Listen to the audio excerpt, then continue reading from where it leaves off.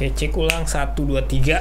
Assalamualaikum warahmatullahi wabarakatuh. Selamat pagi, siang, sore, malam, kapanpun kalian menonton video ini. Terima kasih udah balik lagi ke channel ini, tempat saya berbagi pengalaman seputar gadget, pergitaran, motor, dan jalan-jalan.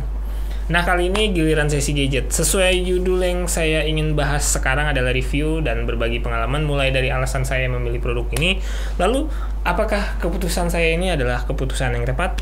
Saya akan mulai dari alasannya terlebih dulu. Saya membutuhkan sebuah keyboard wireless untuk setup meja kerja agar tampilannya lebih clean dan rapih tanpa banyak kabel lalu lalang di atas meja.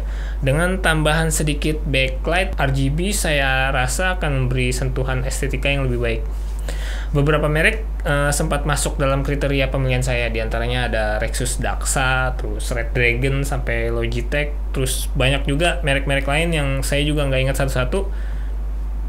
Saya memiliki prinsip entah sejak kapan, tapi untuk sesuatu yang akan saya gunakan jangka lama dengan intensitas menengah, saya udah nggak mau pilih yang asal ada, asal punya, atau bahkan asal good looking. Itu kenapa saya pilih mechanical keyboard ini, yaitu Keychron K3.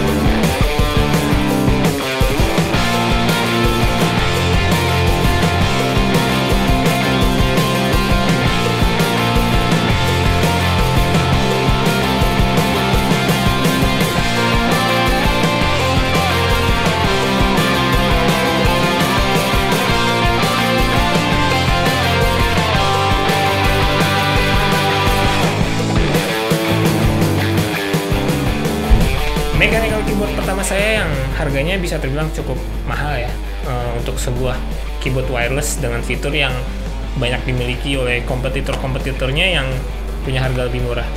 Kapasitas baterai yang hanya mampu bertahan selama 80-99 jam tanpa backlight, lalu 30-34 jam dengan backlight, tergantung intensitas penggunaan juga.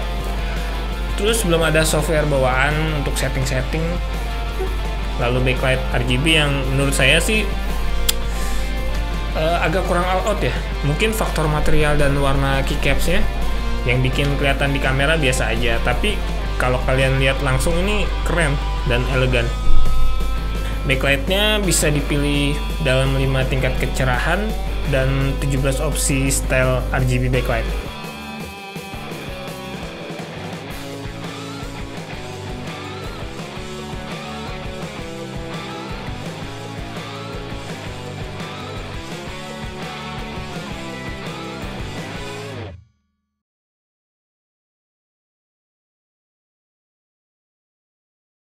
Dengan layout keyboard 75% lalu bisa connect 3 device, ini tuh simple dan bener-bener low profile.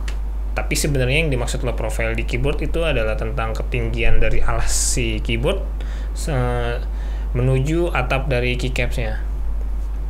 Oke, kurang lengkap kalau nggak ada video unboxingnya. Jadi silahkan menyaksikan video unboxing dari Keychron K3 berikut ini. Untuk kemasannya sendiri saya sangat puas dengan desain mayoritas hitam, jadi terkesan simple, elegan, dan nggak lebay.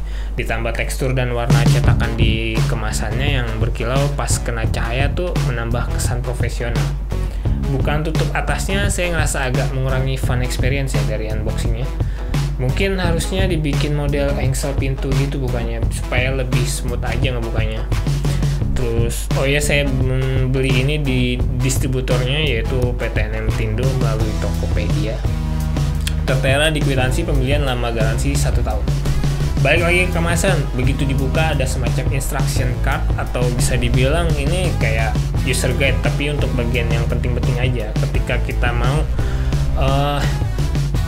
start operation gitu, mengoperasikan di awal.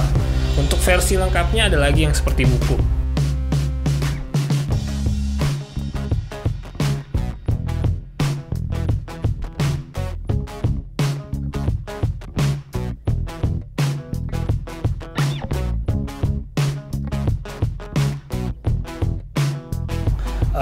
pada keyboard terdapat kemasan plastik yang berfungsi sebagai pengaman supaya pas kita bawa nggak pencet-pencet. Kalau di dalam dus sih harusnya udah aman, tapi ini keren, saya suka. Feel pertama ketika menyentuh cukup terasa premium ya, dan ringan. Materialnya terbuat dari plastik dan besi, saya nggak tahu ini aluminium atau stainless, yang pasti bagian bawahnya berbahan besi dan sisanya mulai dari bodi bagian atas hingga tombol-tombol berbahan plastik. Ada serial number, barcode, terus merek, Keychron, dan made in China. Keyboard ini punya dua opsi ketinggian. Lalu kita dapat yang seperti saya bilang, yaitu buku manual yang versi lengkapnya nih. Kabel data Type-C, keycap puller dan switch puller. Dan terakhir beberapa additional keycap. Mungkin ini ditujukan khusus untuk pengguna Windows seperti saya. Jadi langsung aja saya akan ganti supaya lebih terasa mudah aja nanti makainya.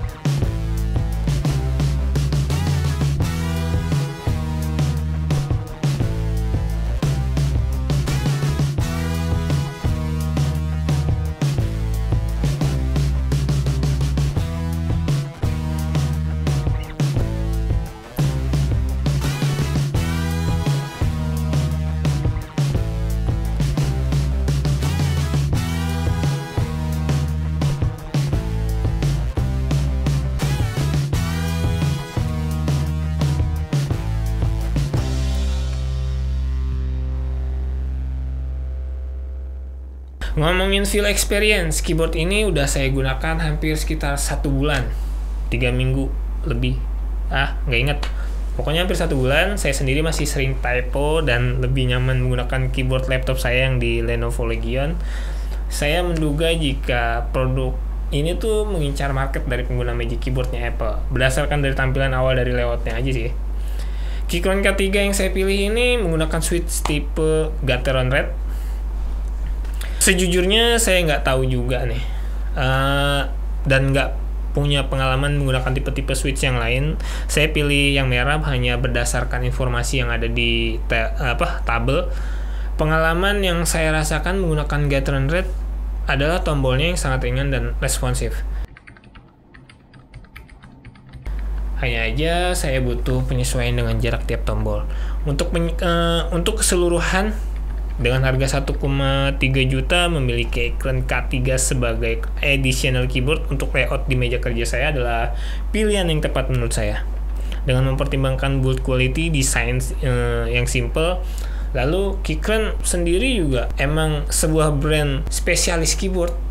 Perlu saya sampaikan, jika switch yang digunakan dalam switch optikal, cara kerjanya adalah memutus sensor laser yang berakibat akan terjadinya respon atau input. Keychron mengklaim sistem seperti ini memiliki ultra low latency.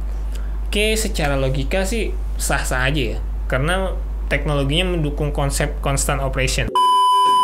Terima kasih udah nonton, silahkan di like jika dirasa video saya bermanfaat dan mendukung motivasi Anda untuk beralih ke keyboard ini.